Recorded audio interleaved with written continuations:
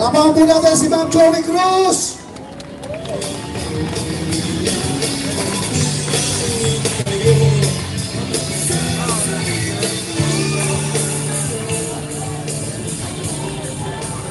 Marcos resign!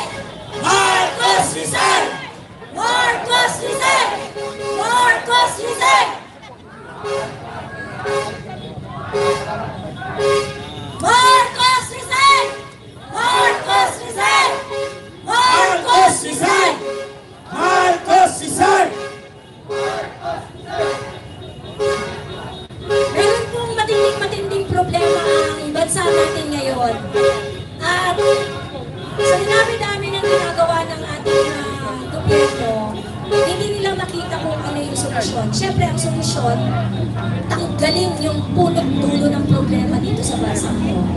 And that is, mag-resign na si Bongbong Marcos. Wala siyang silbing, wala siyang dulong na maganda sa bansa natin.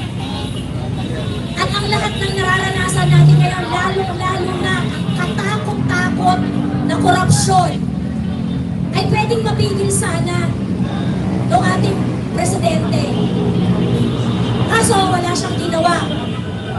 Napakaraming reason kung bakit dapat ipanawagan natin na mag-step down na si Bongbong Marcos. Unang-una, hindi niya kayang maging presidente. Tama? Tama! Inutil si Bongbong Marcos. Inutil! Dahil sa totoo lang, pwede naman niya napigilan ang sangkatebang korupsyon na nangyayari pero wala siyang ginawa. At dahil dito, hindi natin mapigil na pagkumparahin kung paano ginawa ni dating Pangulong Duterte na resolbahin ang mga problema ng bayan na sinasabi nila ngayon ang dami-dami daw kasalanan sa mundo. Lahat na lang ng kasalanan sa mundo, binabato sa mga Duterte. Pero sila ngayon yung nasa pwesto at sila ngayon yung nasa harapan ng sangkaterbang problema, pero hindi nila hinaharap ang problema at itinuturo nila sa mga Duterte, lalo-lalo na ay dating Pangulong Rodrigo Roa Duterte. Hindi katanggap-tanggap to. At araw-araw na ginagawa ng Diyos, naghihirap ang mga kababayan natin, naghihirap ang mga kapwa natin Pilipino. At kung ano-anong distraction ang binibigay nila sa atin so that we are going to look the other way. Dinidistract nila tayo sa mga investigasyon kulong, dinidistract nila tayo sa mga kung ano-ano nilang mga pasirkus para malito tayo. At ang dami-dami nagpapalito sa ating isipan at nilalayo nila yung isipan natin sa totoong problema. At ang isa lang gusto kong matandaan ng lahat na nakikinig ngayong gabi, huwag po tayong magsasawa dahil ang problema ay si Bongbong Marcos. Wala nang iba. Kung ginawa ni Bongbong Marcos, kasi pinagkatiwalaan natin siya noong 2022, pinagkatiwalaan siya ng maraming Pilipino.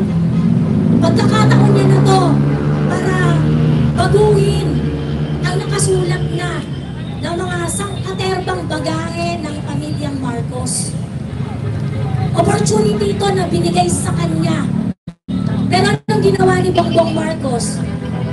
Yung ninakaw ng tatay niya ng 21 years, ginawa niya in 3 years.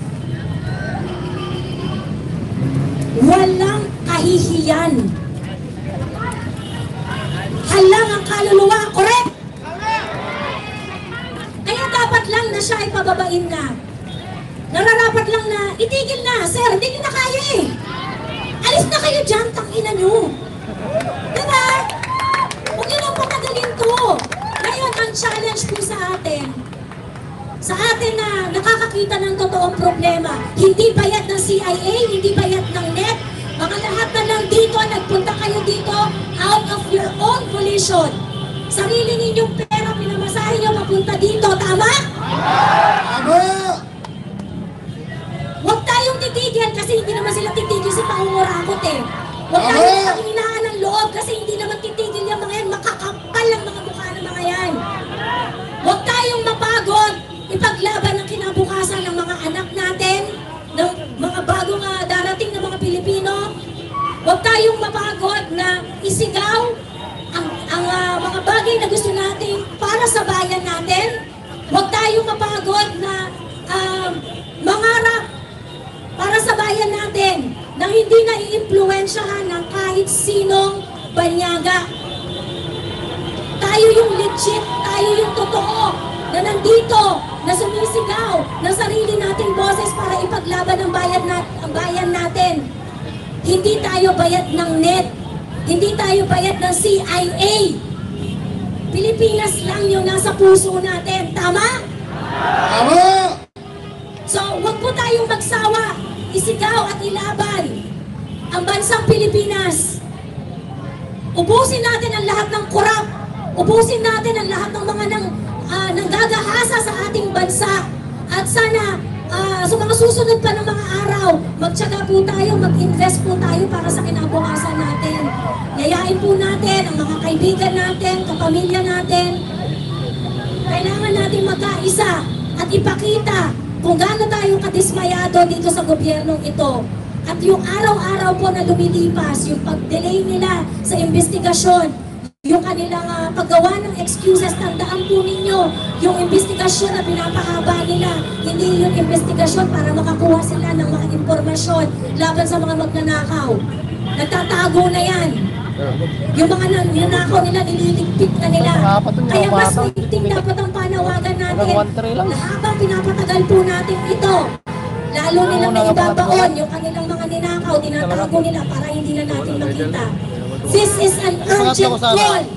Dapat po, lumabas na po tayong lahat sa mga nakikinig dyan sa social media. Kailangan po natin kumilos na. Iparating po natin dito sa gobyernong ito, hindi na tayo masaya.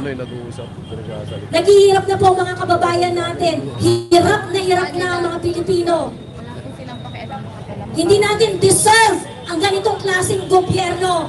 Kailangan po i-address na natin to. Lumabas na po kayo at isigaw at ilaban ang kinabukasan ng ating bansa.